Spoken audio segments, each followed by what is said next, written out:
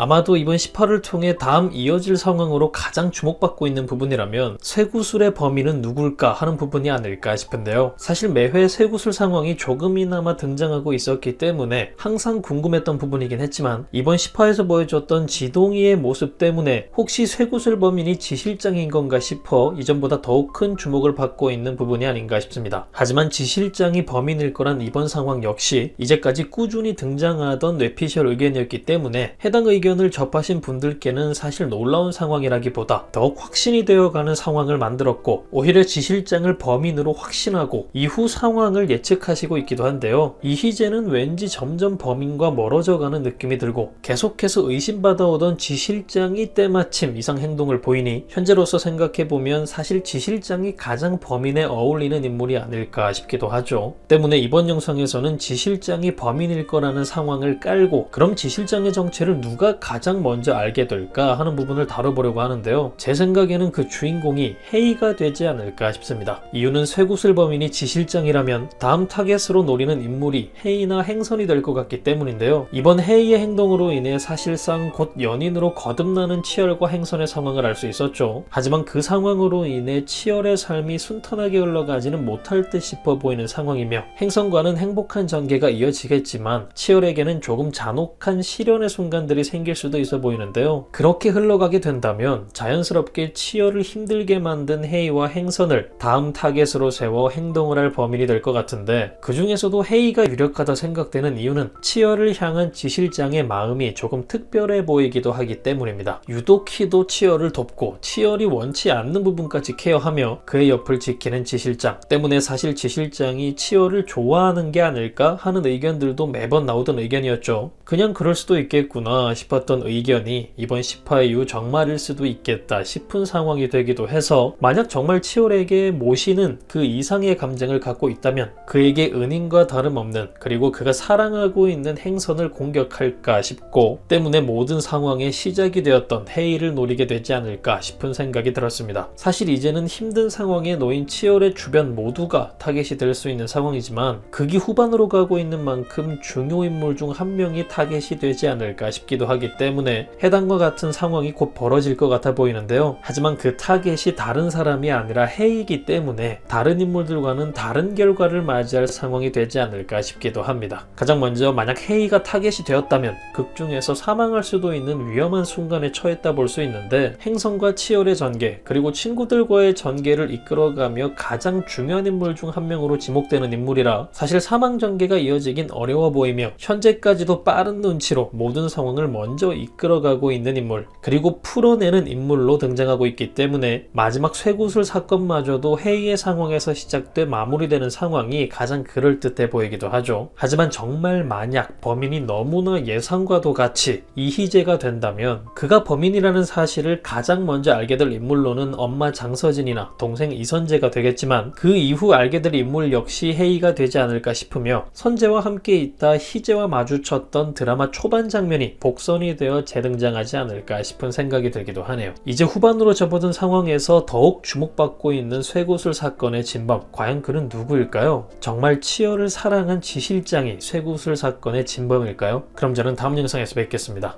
감사합니다.